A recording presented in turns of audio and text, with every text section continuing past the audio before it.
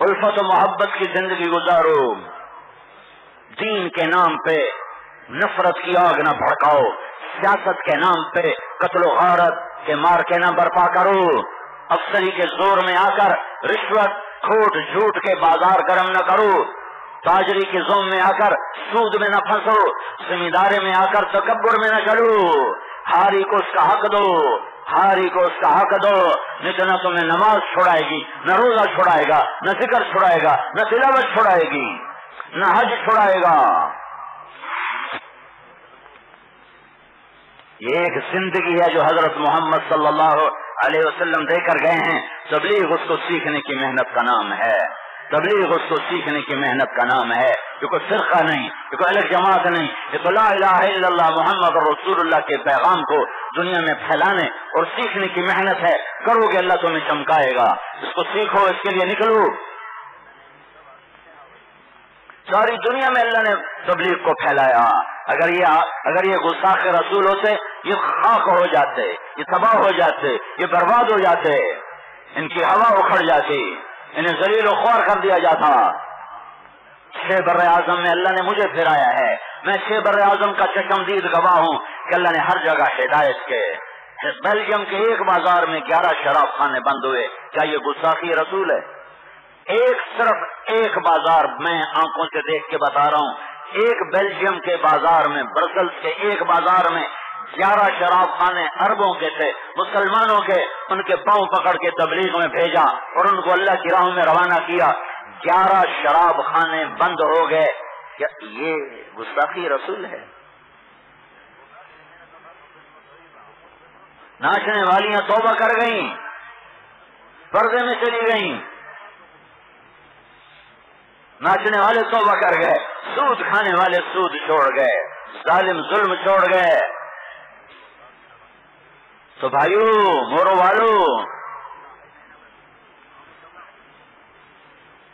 سیکھو سیکھو اللہ کا دین سیکھو، محمد مصطفیٰ صلی اللہ علیہ وسلم کی پیاری زندگی سیکھو۔ تبلیغ اس کو سیکھنے کی محنت ہے۔ آج تک جو ہوا ہے، جو کوتاہی ہوئی ہے اللہ رسول کے حق میں، توبہ کر لو۔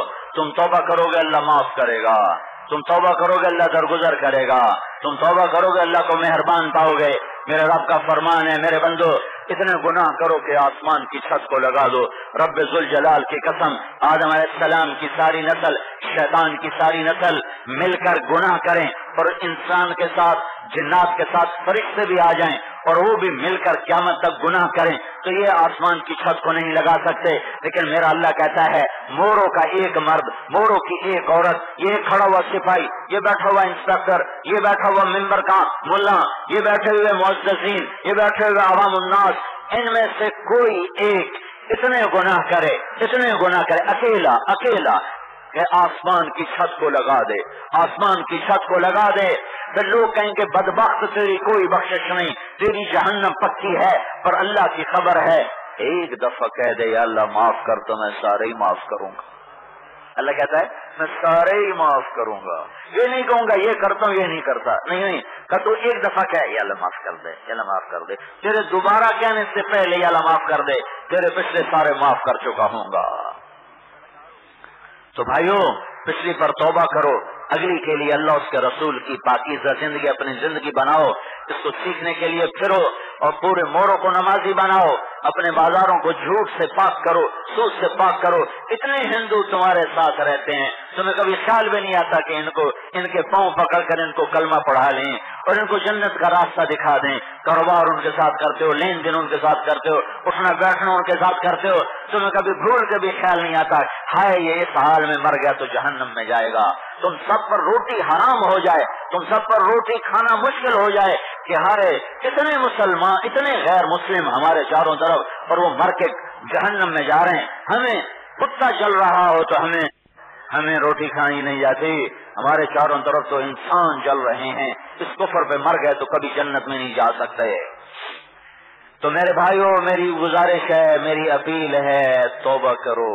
یہ قرارداد نہیں پاس کرتے سیاسی لوگ، ہم قرارداد پاس کرتے ہیں، تو میں ہر بیان میں قرارداد پاس کرتا ہوں، توبہ کرو، یہ میری قرارداد ہے کہ تم یہاں سے توبہ کر کے اٹھو۔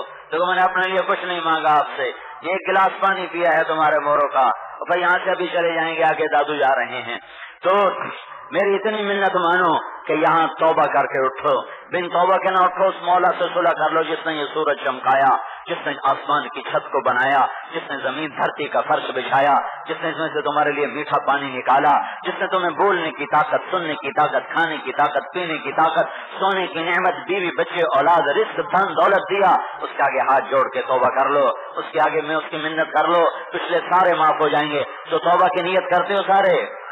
سارے کرتے ہو؟ کہو ایک دفعہ یا اللہ میری توبہ، پھر کہو سارے یا اللہ میری توبہ، زور سے کہو سارے یا اللہ میری توبہ۔ اللہ آپ کی توبہ قبول فرمائے۔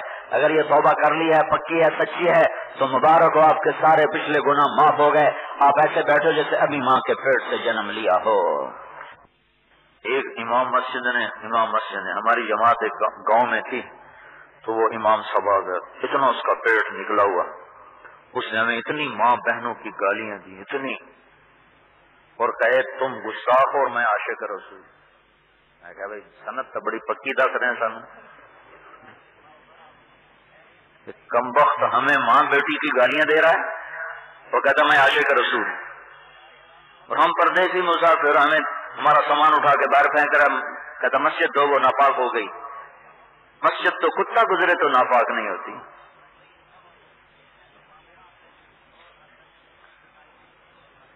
اس کا نشان پڑ جائے تو الگ بات ہے، خشک زمین سے کتا گزر جائے، مسجد تو کتے کے گزرنے سے ناپاک نہیں ہوتی۔